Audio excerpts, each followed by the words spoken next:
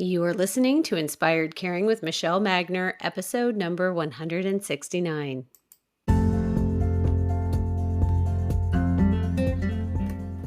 Hello, welcome to Inspired Caring. I'm your host, Michelle Magner.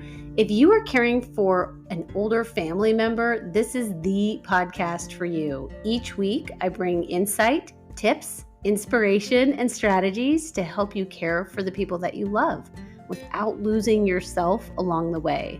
Having cared for both of my grandmothers, I've helped manage everything from hospital stays, households full of belongings, to navigating senior living and end-of-life care. And I've worked in senior living as a result of that experience, serving my residents and their families as they've been on this journey too.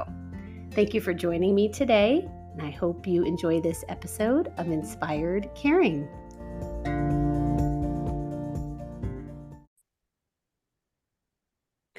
Today, I am welcoming Karla Frese to the podcast with Home Care Partners. Hi, Karla. Good afternoon. Thanks for having me, Michelle.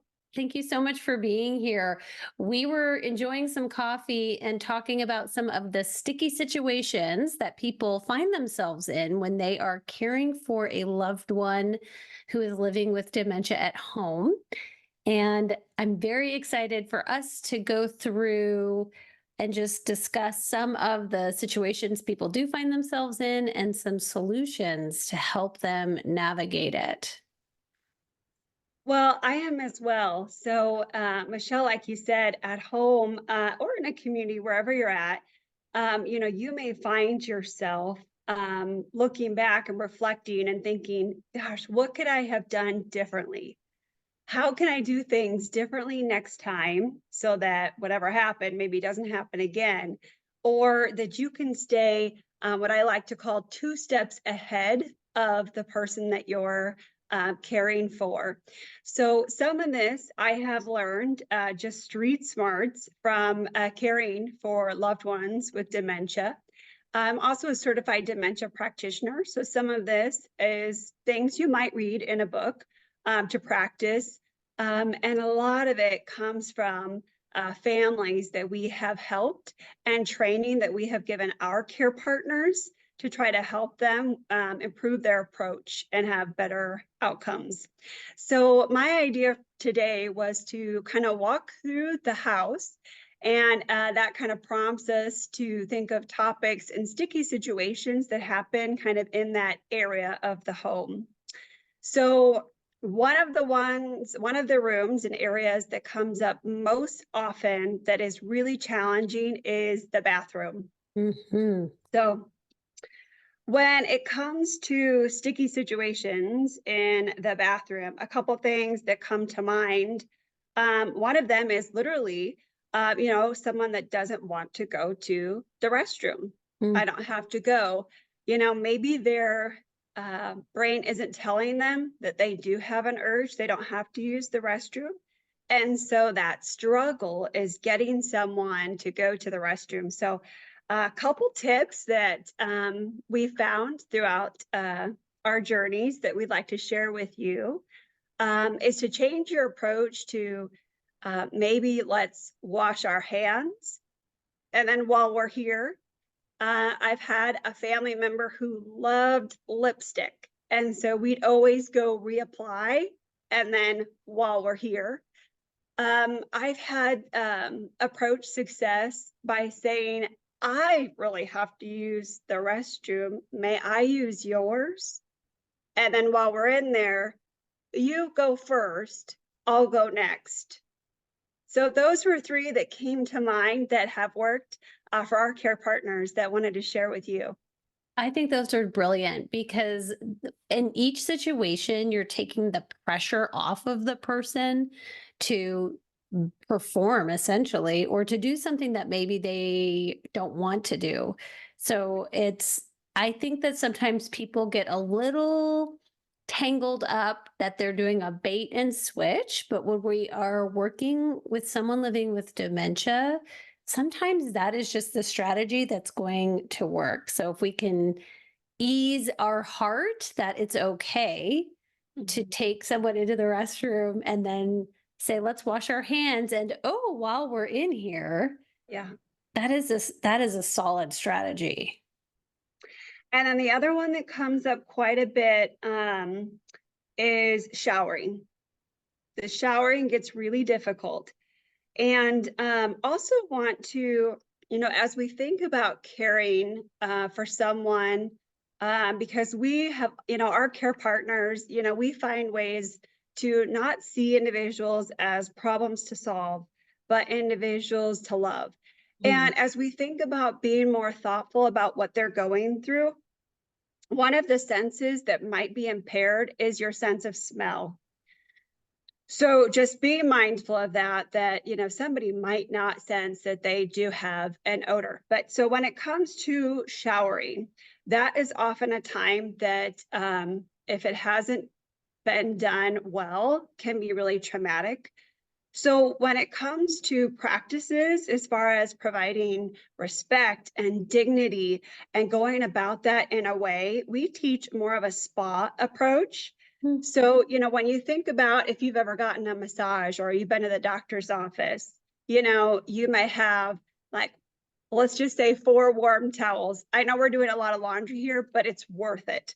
Let's say we've got 4 warm towels ready to go. And, as someone's getting undressed, maybe the top comes off, then you replace it with a warm towel. Bottom comes off, you replace it with the warm towel. When we're in the shower, sitting down on a shower bench, hopefully, those towels get wet, and that's okay. And they're comfortable, they're warm. We're showering, we're just kind of uncovering the places that we need to at the times that we need to, and then kind of covering back up. And then we've got, after we're done with the process and, allowing somebody to do as much as they can and want to for themselves and just helping them with the parts they can't do maybe. Then we've got our other 2 towels because had 4 towels warmed up. Maybe we've got our other 2 towels ready to go. So as we get out of the shower, again, we're covering bottom, we're covering top, we're drying off, we're warm, we're getting dressed. Maybe we've got some nice music on that's comforting, like some Frank Sinatra or What a Wonderful World, you name it. But, something that would be kind of calming. Maybe you've got a space heater if it's in a home. I understand sometimes facilities don't allow those, but, so that sort of thing. So I want to, be really mindful again as we try to stay 2 steps ahead of our loved one and care for them. And that approach is also easier on us because we're giving an experience of a spa day. We're not fighting for a shower. 2 very different experiences. Absolutely. And you're right. That is a top concern and frustration that I know family members have. I also know that even getting people to brush their teeth can be complicated. So I don't know if you have any suggestions on that. One of the things that I had offered to a family was, well, why don't you brush your teeth with them? So, like, we're just all brushing our teeth right now. But I know teeth brushing is another really, really tricky situation. Yeah, I love that, Michelle. Anytime we can do what I call dual task, and you can model what you want the individual to do, we'll touch on that too when it comes to medications. Mm. They're taking their medications, you're taking your medications. You don't have medications, take some mints, take some candy. I don't care. But you're going to model what you want them to do. And you might have to start it, if it's a lot of steps involved. So you might have to get it wet, put the toothpaste on there, and then model what you want them to do and hand it to them. But you're right, that cue, and then them seeing you do exactly what you want them to do, that's a win-win scenario. That's great. Yeah. Okay, so that's the bathroom. Do Yeah. we have any more tips for the bathroom, or are we moving to a new room? Yeah, we can move to the bedroom. Okay, great. So in the bedroom, one of the things that we've got to start with, right, is getting out of bed in the morning. And if we've lost that ability to, sequence or remember, what's going to happen today, we've kind of lost that. What's getting me out of bed in the morning? So as caregivers or care partners, we have to create that and create that in a really pleasant way. So I always start with making sure the blinds are open. There's beautiful benefits of natural sunlight. It helps us if we don't remember days from nights and kind of have lost track of time, to be able to see, oh, the sun is out, it must be daytime. So always start with that. And then again, I'm a big fan of music. So running some music like in the kitchen or the living room, where you can hear something pleasant, but it's not very loud, but just Mm, enough to make it uncomfortable to keep sleeping. that So yeah, we that want to totally get, makes and sense. yeah, yeah. So that's, it's just some tips here to get out of bed. And then I do have several families, some things work and others, things don't work, and that's okay. But I have had a family that uses an alarm clock that has the red, yellow, green. Red means bed, green means go.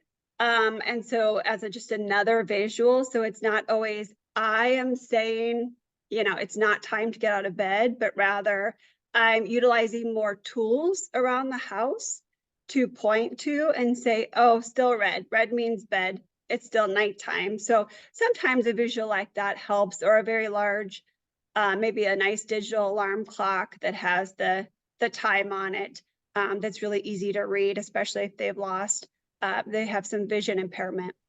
I've never heard of an alarm clock like that. That's amazing. Hmm. Hmm. Yeah. Getting dressed, that can also be something, as we think about transitioning from the shower back to the bedroom, sequencing and doing all those steps can be really overwhelming. So again, staying 2 steps ahead, but also giving someone more independence and giving you as the care partner, a little more, confidence, and not creating a um, creating a dependency that it doesn't have to be there yet. We always advise, if you can, you look at the weather, what it's going to be appropriate for the day, and to lay out, maybe if you want to have two choices, that's fine, but lay out the shirt, the shorts, the underwear, the socks, everything that person's going to need on maybe a made bed, closet drawers are shut, um, so everything's right there and it's very obvious. And then allow that person, if they can, to dress themselves now that you've really simplified what exactly they're supposed to be putting on. That totally makes sense. I think of like a hotel room, when I'm just laying like the bed, I pull up the bed sheet or whatever, and then I'm laying my clothes out for the day. It's just one outfit. Hmm. Yeah, really simplifies things. Yes. And then while we're in the bedroom, I know this is kind of an odd thing to throw in the bed, but this does come up when we have dementia or cognitive impairment. And that is that sometimes when loved ones are away and they can't remember where you were or why you're gone, there may be triggers of jealousy, or that someone's having an affair. So what I like to tell families and help them through is whatever that was that, they told them, maybe it's, oh, I was with that couple, them, we've had dinner with them, or we've golfed with them, we kind of talk through, okay, well, that's a trigger that didn't work. When would be an outing where, she feels comfortable with you leaving and doesn't trigger these emotions? And I've had someone say, oh, well, the Knights of Columbus group, when I go meet the guys, our men's coffee, there's never an issue. I said, Mm. okay, well, then whenever you're gone, that's where you're at. Right. And it's just a kind approach where it's not going to trigger um, those negative feelings that you don't Mhm. want to come home to. And we also don't want the cortisol levels, to spike unnecessarily. So thinking about, if that is happening to you, to what is the safe story that you can tell so that you don't have to continually have that conversation, um, to be, again, 2 steps ahead. So I'm hearing it's okay to be in the same place every time, even if you are running errands to multiple stores, or even if you're having dinner with some old friends, just to help ease the person living with dementia and their peace of mind. Right. Yeah. Right. Yeah. Yeah. That's great. Excellent. Another item that I had in the bedroom was a suitcase. Sometimes we go through where someone wants to pack or they're packing for a trip. And then you get stuck in a loop. So if that happens and, we were telling our care partners, what to do, I would say, let them pack. Okay, where are we going to go? Start a discussion. Maybe we go in the living room and find a vacation album. And then we start looking through the vacation album. We redirect, and then somehow we move the suitcase out of sight, out of mind, and we repack it, unpack it later. But we want to continue to remember with our loved ones to not to argue, not to contradict. To go along with the story in a pleasant way, and then figure out how we can stay 2 steps ahead and find a kind approach so that we're staying healthy as the care partner, and we're better able to care for someone else and keep our cup full as well. Hide the suitcases, folks. I mean, that's a good start. But Yeah. if they do if someone does start packing, that is a great strategy. All right, you want to move on to the kitchen? Yeah, let's go into the kitchen. Okay. So when you think about eating, again, sometimes, we have to have some empathy and understand the reason. Our brain might not be telling us we're hungry. If we've lost our sense of smell, things might not taste good. If we're not feeling great, or if we're sad, we might not have a huge appetite. So or if we've got difficulty swallowing, so there's a lot of different reasons why somebody might not be eating on their own.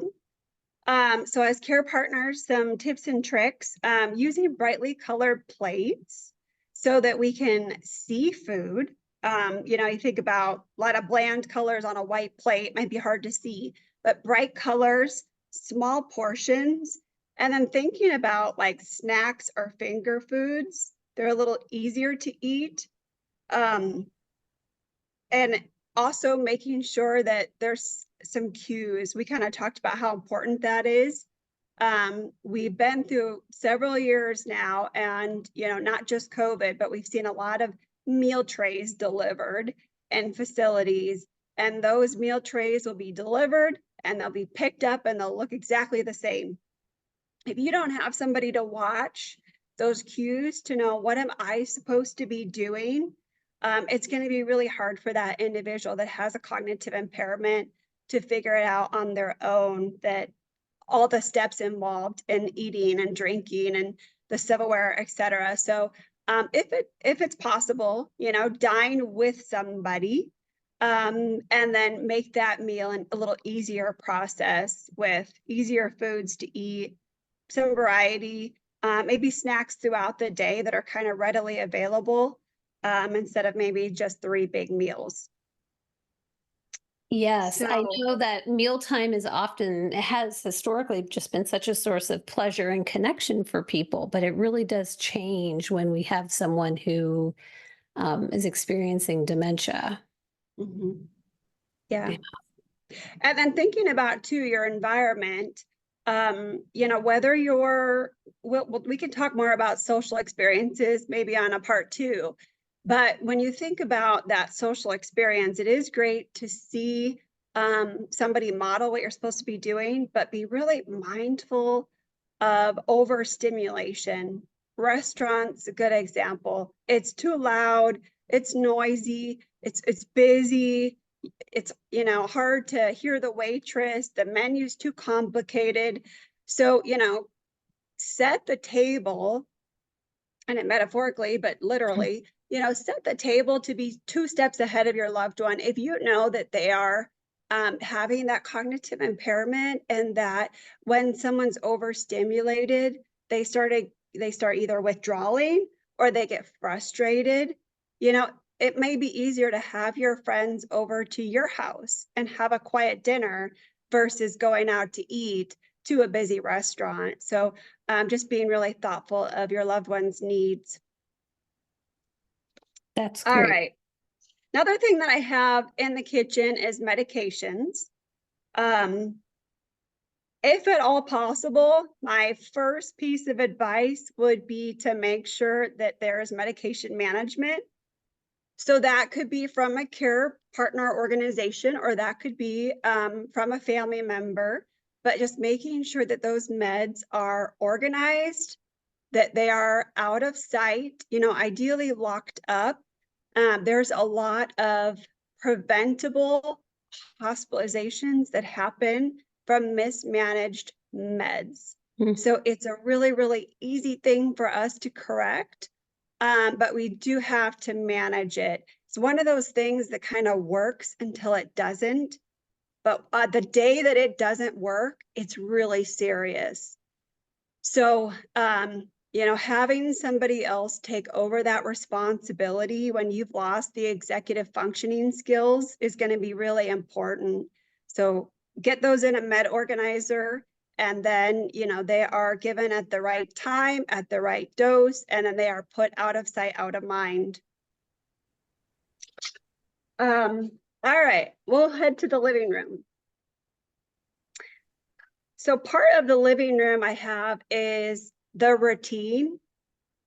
And sometimes you will hear people say, I feel like I've got a shadow.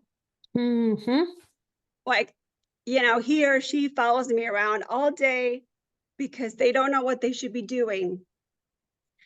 So if that's happening to you, some tips that might be helpful. You could get a big marker board. We like to do this with our families and write down kind of what's next. You can leave off times. Time's really not that important, especially if they're not really able to track time, but more of just like an order of what's going to happen for the day. And, if there's any appointments, that sort of thing, to really stay in just the day. One day. We'll worry about tomorrow. Because if you tell somebody something about tomorrow, they're going to worry about it and get stuck in this loop. So really focusing on just today, and then creating that, if you could, a little bit of structure, and try as much as you can to keep that as familiar as possible. That's so I've great. got that here for the living room. Another thing that I've got is things get lost. The three things, especially that, we try to really keep a pulse and track, are glasses, dentures, and hearing aids, because they're very important. They're also very expensive. So at the end of the day, when you're done with those things, they really need a designated place that they get put and kind of checked in every night. So if you're not already doing that, just as a best practice, make sure that we're starting to do that. And you could, label it, you could use the words, or you could use a picture. I like pictures. Keep in mind, we don't lose our intelligence. We lose most likely our short-term memory. But, pictures or words, and creating spaces for things, so that whether you're telling somebody like a caregiver or care partner, or you're doing it yourself, that we're staying consistent with your routine. All right, the last room that I thought we would step into on our home tour is the garage. And I put the garage in here, Michelle, because I know that a lot of times the topic of driving comes up, and it's a really difficult decision for somebody to, they say, take the keys. And so a couple tips and tricks here on the driving conversation. Doctors will tell you they will rather have end of life conversation than driving. It is, it is something that really makes us feel very independent, makes us feel very in control. And so the loss of that can be extremely difficult. And if you're the spouse, you're the caregiver, you're the care partner, that individual doesn't want to be the one that their loved one is mad at, Right. or resentful to. So There's a DMV citizen reexamination request that you can send to the DMV. The DMV can send your loved one basically a request to come in and retest to see if you would pass your driver's license test, and you may not. And then that's just the DMV, and you didn't pass. That's the facts. So then didn't have to be you. Sometimes there may be eye doctors involved if there's a vision impairment, and the eye doctor can also send that note to the DMV. If we need to get rid of a car, sometimes cars, we get in kind of a loop, and it's really bothersome if we have a car that's around that we can't drive. So it may be, finding a creative way to get the car out of sight, out of mind. I've had a family that had this happen, and they created a fake maintenance bill that was high enough that it just did not make sense to fix that truck. So then there was a bill of sale, and the truck was sold, or the truck was donated to Chariots of Hope and helped some other new family, and so it was like problem made sense. And then in turn, it was something that helped somebody else. We all want to help others. So whenever we can find ways to kind of turn that story into you helped someone else by XYZ, it helps that story make more sense, and it helps that individual be more receptive with the answer. That's awesome. So that's a little bit of a home tour with just tips and tricks to help us take care of our loved ones with dementia. I hope that will be helpful to your followers. I think it absolutely will. I think they'll be very grateful for these tips. How long have you been doing this or in this space? Yeah, Michelle, I'll be going on my 15th year of supporting families in our community. That's great. I love it. Well, thank you so much. I think those strategies are really helpful. I told you before we got going, I can already think of like 3 people I want to send this episode to. So I know there's going to be a lot of people who find it valuable. Any final thoughts for our people that are at home caring for someone that they love, their daughters, they are a spouse? Anything else that you would like to say or share with them? I think if I left you just with a final glimpse of hope, it's just to think about, when we think about strong people, oftentimes we think of, John Wayne, or someone that's just this hero. And really, when we think about strong people ask for help. Strong people have resources. They're connected. They've got a network. They understand themselves. They understand how to, ask for help when it's needed so that they can be strong for others, and, that they can love others while loving themselves. So I encourage, families, I think that's the hardest thing is, we have a world that really has told us that we should be so independent and we can do everything, is to really encourage others to ask for help. And that's what makes them strong. And that ability, when you give somebody else the chance to serve, that's their purpose. Our caregivers, our care partners, the reason why they get up is to help you. And when you allow them to help, you're giving them that opportunity to serve and have that meaningful life. So it's such a win-win scenario, but it does take that first step, which is allowing someone else into your life to help. Thank you. That's so beautiful. Thank you for being here today. My pleasure. Thanks for having me.